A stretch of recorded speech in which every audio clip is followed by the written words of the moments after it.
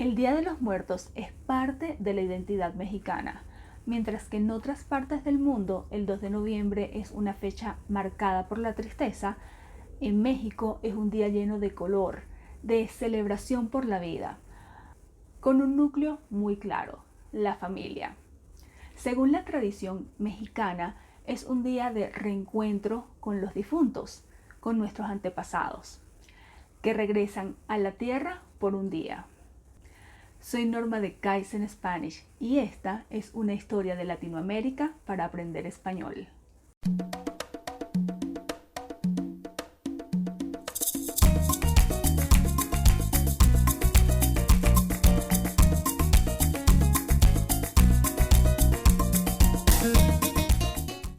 En 2017, la película Coco de Disney brindó al mundo una visión hermosa y positiva acerca del Día de los Muertos, que es una tradición ancestral mexicana. Si no has visto la película, hazlo, te la recomiendo.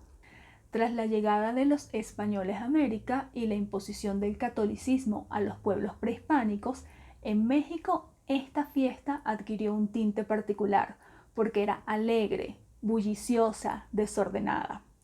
Por supuesto que muchos católicos se sentían ofendidos por esta celebración de esta manera, porque la consideraban impía, frívola, supersticiosa y hasta poco civilizada.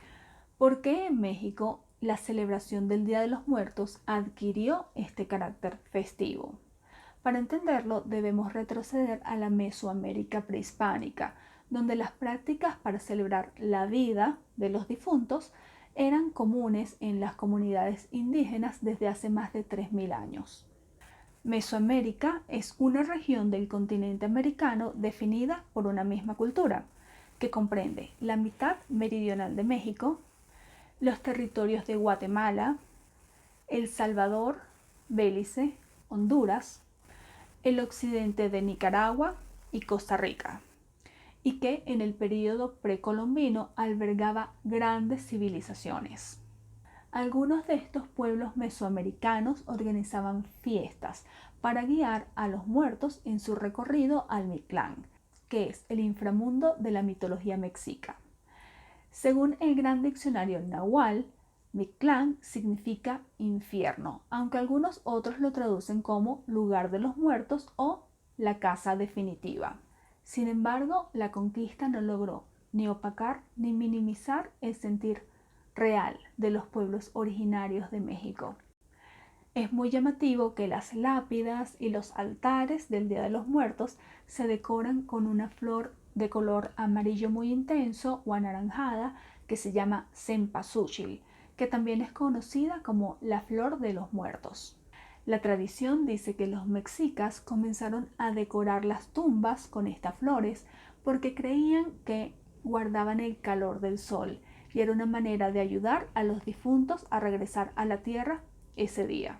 Por eso los pétalos se esparcen a lo largo del camino entre la casa y el cementerio para ayudar a las almas a retornar al hogar. Cada año se cosechan casi 2 millones de flores para la celebración del Día de los Muertos. ¿Qué otras cosas se colocan en los altares del 2 de noviembre? Para empezar, hay altares de 2, 3 y 7 niveles. Los altares de 2 niveles representan el cielo y la tierra. Y si son de 3 niveles, estamos agregando el purgatorio. En el altar más completo van la imagen de un santo, sal para purificar, pan de muerto, que es una comida tradicional de esta fecha, los alimentos favoritos del difunto que estamos recordando, así como una imagen de él y una cruz de frutas o semillas. Las flores de cempasúchil y velas también son indispensables en los altares.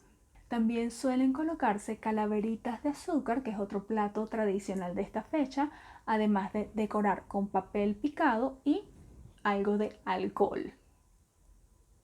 Millones de hogares mexicanos siguen colocando los altares cada año en memoria de quienes ya no están, lo que permite que sus almas encuentren el camino a casa para convivir con su familia, un día cada año. Hasta aquí la historia de Latinoamérica para aprender español del día de hoy. Recuerda suscribirte a mi canal de YouTube para que no te pierdas ninguna de las historias y hacer clic en el enlace para que veas todos los recursos y ejercicios que hay para ti. Chao.